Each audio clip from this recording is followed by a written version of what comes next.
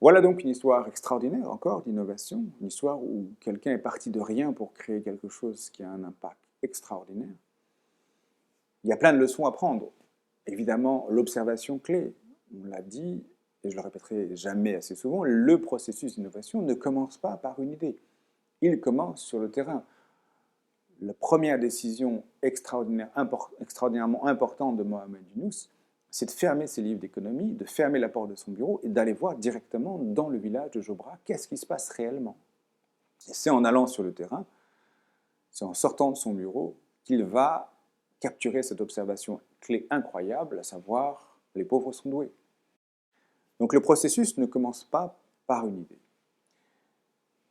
L'idée, au moment où elle arrive, encore une fois, elle est floue.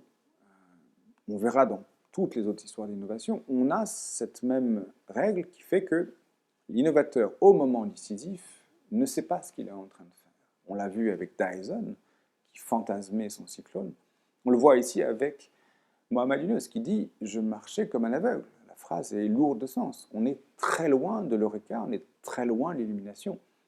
Et redisons-le, parce que c'est une idée extrêmement importante, il n'y a jamais d'illumination dans la tête d'un innovateur au moment décisif où il formule pour la première fois l'idée qu'il va mettre en œuvre. Et puis, encore une fois, le temps. Dans la troisième partie du processus d'innovation, entre l'idée clé et puis l'objet clé, ici dans l'histoire de Mohamed Yunus, entre l'idée, on est en 1979, je vais prêter de l'argent aux pauvres sur la seule base d'une confiance, sans leur faire signer le contrat. Et puis le moment où il a enfin sa banque autonome, indépendante, 1986, il s'écoule 7 ans. C'est gigantesque, c'est du travail, c'est de la ténacité, c'est de l'énergie, c'est du courage. Merci encore, à très bientôt pour une autre histoire.